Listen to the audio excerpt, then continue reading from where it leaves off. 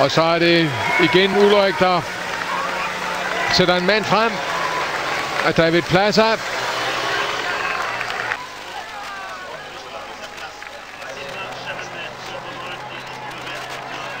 Det er godt holdt. Det er fremragende af Chavanel. Og her de to store kombattanter, Ulrik og Armstrong. Forrest Beltran.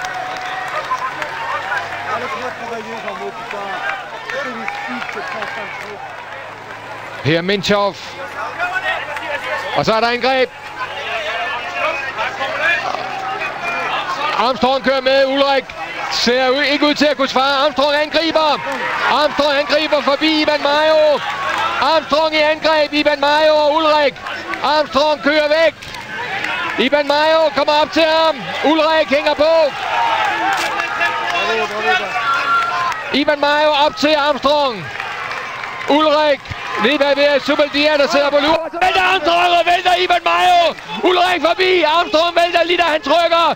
Hvilket drama det her det ikke er. Ivan Mayo op på cyklen igen. Men kan den køre? Nej, hjulet er ødelagt. Han skal have et nyt hjul på. Det sker det. Armstrong vælter. Ivan Mayo vælter. Ulrik er lige ved at vælte, men ryger forbi ham. Den mest dramatiske situation, vi har haft i Tour de France endnu. Det er frygteligt. Armstrong op på cyklen.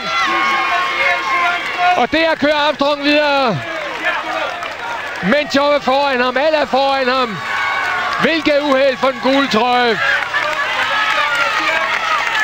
Forbi Sastre der blot kigger på Armstrong. Og nu skal der lukkes op. Beltran ventede på ham. Kører forbi ham. Det er Ulrik, der bare sidder helt foran. Og så han har problemer med sin cykel. Kommer bare så op til ham. Ivan Mayo bagved. Ulrik. Det er et stort kaos. Der har vi Ivan Mayo. Og så er igen problemer for Armstrongs vedkommende. Ivan Mayo forbi ham. Ej, det er forfærdeligt for Armstrong det her. Først styrtet. Der er også skyldigt problemer med trådet. Og så nu pedalproblemer. Skal det virkelig ødelægge hele hans Tour de France? Skal det ødelægge hans muligheder for at vinde for 5. gang? Her styrtet, hvor han nej, det var ikke det er pedalen. Men Mayo igen lige bagved ved at blive trukket med ned. Armstrong der alene. Beltran venter på ham. Basso, Ulrik, Moreau, Tyler Hamilton, Zubeldia og Lars Sekap. Fuldstændig ændring i det hele. Aldrig set noget lignende. Hamilton der skælder ud på Basso. Han vil have, de skal vente på Armstrong simpelthen. Han siger, den farten, der kommer Armstrong. En fantastisk ridderlig gestus fra Hamilton. Ja, men også uhørt i den her sammenhæng. Og der kører Ivan Mayo. Ivan Mayo igen. Ivan Mayo, der var styrtet sammen med Armstrong.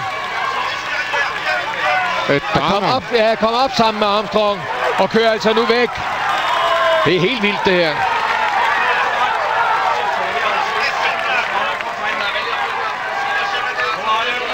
Vidunderligt, vanvittigt vildt. Ja, det er det. Og meget ridderligt af Ulrik at ikke forcere i den situation. Det må man sige. Det er fair med, og det er gentlemanship. Beltran forrest. Af med bowlerhatten igen. Væk med gentlemanstokken, og så kører vi. Beltran, Armstrong, Ulrik.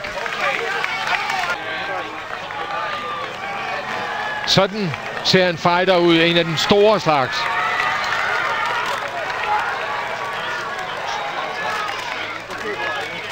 Og her har han altså Beltran, så et angreb fra Mayo igen. Mayo en gang til. Ivan Mayo og Armstrong går med. Ulrik bliver siddende. Og han kommer der og prøver at komme med. Ivan Mayo, Armstrong angriber så igen. Så har vi situationen en gang til. Men det er som om Ivan Mayo, han kender den. Han ved, når Armstrong kommer, så kører han forbi, og så kører han med. Sådan som man gjorde før, der væltede Armstrong bare. Det er nøjagtig samme situation. Utroligt, at man får sådanne scener. Armstrong, Ivan Mayo, Ulrik i vanskeligheder nu. Han hænger et øjeblik i hvert fald. Men Mayo træder let med Armstrong. Uden problemer. Armstrong lukker helt op for fuld kraft. Begge gashåndtag. Nu. Han flyver.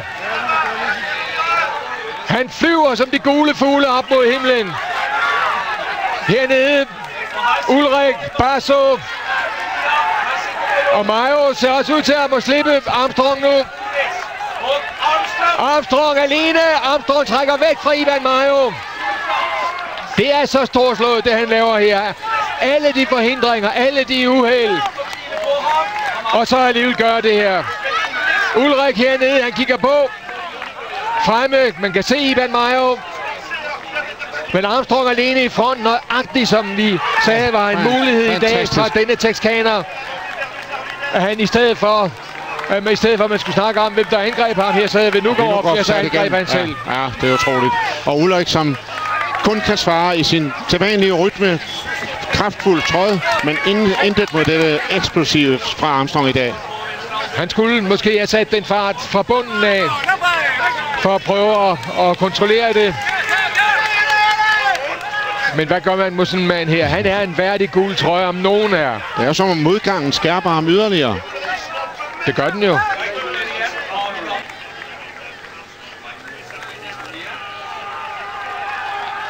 For Armstrong var uheldene var ved at standse det hele.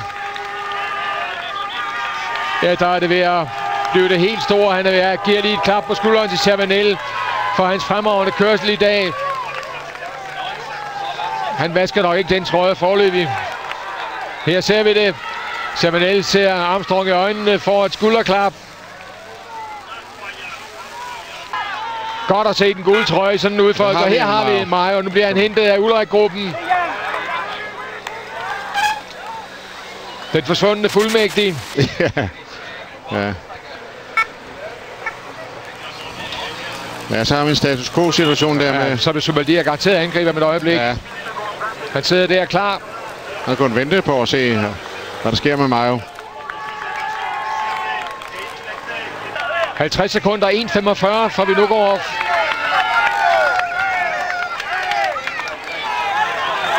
Og 3.58, det er altså skæringspunktet for Vinogorov. Men det er til Zubeldia.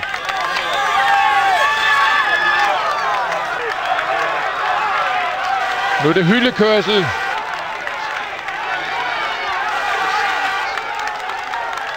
Ja, Zubeldia får lige et skub der, eller et klap der. Men hvad skal man dog gøre mod en supermand som Lance Armstrong? Nu er Hamilton er ved at få lidt svært ved at følge med. Hænger efter Moreau.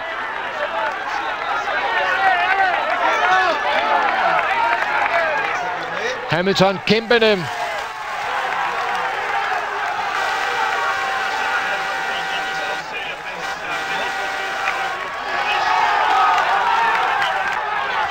Hamilton er væk. Hamilton har sluppet.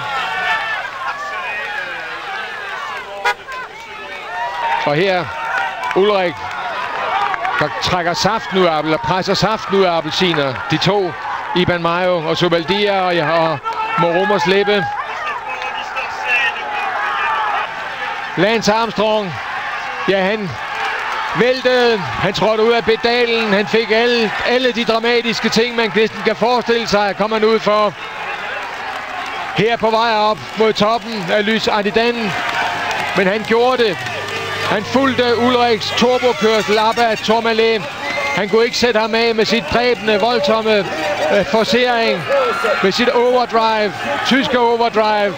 Der svarer han så igen her ved at trække blank med begge pistoler og køre frem mod målstregen her på Lys Ardidan. Og det er mesteren, vi ser her. Det er formentlig vinderen. Det er det her øjeblik, der vil stå som det store. Vinder af kongeetappen bliver Lance Armstrong. Lance Armstrong, der trådte ud af sygdom, der trådte ud af nogle svaghedstegn, som vi har set. Her er det styrke, stor styrke, psykisk som fysisk. Fantastisk drama og fantastisk flot sejr. Det gør der til gengæld til, at han prøver Ulrik, han kommer frem, jo, får han lige hvor rigtig presser sig frem. Ja, det er utroligt dårligt produceret, at man ikke ser det. Man kun ser overkroppen på ham. Ulrik fik altså bonussekunder på tredjepladsen, fik lige trukket smidt cyklen frem foran Zubeldia.